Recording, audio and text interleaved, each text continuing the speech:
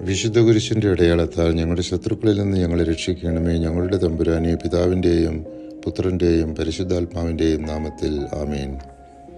യൂദിത്ത് തൻ്റെ ദാസിയോടൊപ്പം അമൂല്യമായ പരിമളതൈലം പൂശി ഏറ്റവും മനോഹരമായ വസ്ത്രമണിഞ്ഞു നടന്നു. അസ്രിയാക്കാരുടെ കാവൽഭടന്മാർ അവരെ ചോദ്യം ചെയ്തു. അവൾ പറഞ്ഞു, ഞാനൊരു ഹെബ്രായ പുത്രി, അവരിൽ നിന്ന് ഓടി രക്ഷപ്പെടുകയാണ്. അവർ നിങ്ങളുടെ കൈകളിൽ ഏൽപ്പിക്കപ്പെടാറായി. ഞാൻ നിങ്ങളുടെ സൈന്യാധിപൻ ഹോളോഫർണസിനെ കണ്ട് ശരിയായ വിവരങ്ങൾ ധരിപ്പിക്കാൻ പോവുകയാണ്. തൻ്റെ ഒരാളും പിടിക്കപ്പെട്ടോ കൊല്ലപ്പെട്ടോ നഷ്ടപ്പെടാതെ മലനാടാകെ പിടിച്ചടക്കാൻ ഉതകുന്ന ഒരു മാർഗം ഞാൻ അവന് കാണിച്ചു കൊടുക്കും. അവളെയും ദാസിയെയും അവർ ഹോളോഫർണസിൻ്റെ കൂടാരത്തിലേക്ക് നയിച്ചു. ഹോളോഫർണസിൻ്റെ അനുചരന്മാരും സേവകന്മാരും പുറത്തു വന്ന് അവളെ കൂടാരത്തിനുള്ളിലേക്ക് കൊണ്ടുപോയി.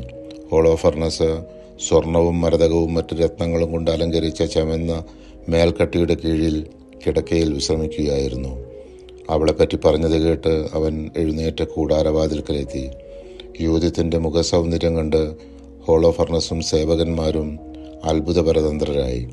അവൾ സാഷ്ടാംഗം വീണ് അവനെ വണങ്ങി. അവൻ്റെ അടിമകൾ അവളെ എഴുന്നേൽപ്പിച്ചു. ഹോളോഫർണസ് അവളോട് പറഞ്ഞു, ഞങ്ങളുടെ കരങ്ങൾക്ക് ശക്തി നൽകാനും എൻ്റെ യജമാനനെ അവഹേളിക്കുന്നവർക്ക് നാശം വരുത്താനും നിന്നെ നിന്റെ ജനത്തിൽ നിന്ന് ഞങ്ങളുടെ അടുത്തേക്ക് അയച്ച ദൈവത്തിൻ്റെ പ്രവൃത്തി ഉത്തമം തന്നെ. അനന്തരം ഹോളോഫർണസിൻ്റെ ഭൃത്യന്മാർ അവളെ കൂടാരത്തിനുള്ളിലേക്ക് കൊണ്ടുപോയി. പ്രഭാതത്തിനു മുമ്പ് അവൾ ഉണർന്നു. ഹോളോഫർണസിൻ്റെ അടുത്തേക്ക് ആളെ അയച്ച് അവൾ അപേക്ഷിച്ചു, നിന്റെ ദാസി പുറത്തുപോയി പ്രാർത്ഥിക്കുന്നതിന് കൽപ്പിച്ചനുവദിക്കണം. അവളെ തടയരുത് എന്ന് ഹോളോഫർണസ് കാവൽഭടന്മാർക്ക് കൽപ്പന നൽകി. അവൾ 3 ദിവസം പാളയത്തിൽ പാർക്കുകയും രാത്രി തോറും ബത്തൂലിയ താഴ്വരയിൽ പോയി പാളയത്തിലെ അരുവിയിൽ കുളിക്കുകയും ചെയ്തു. അരുവിയിൽ നിന്ന് പുറത്തു വരുമ്പോൾ അവൾ സ്വജനങ്ങളെ ഉദ്ധരിക്കുന്നതിന് മാർഗം കാണിച്ചു തരണമേ എന്ന് ഇസ്രായേലിൻ്റെ ദൈവമായ കർത്താവിനോട് പ്രാർത്ഥിച്ചു പോന്നു.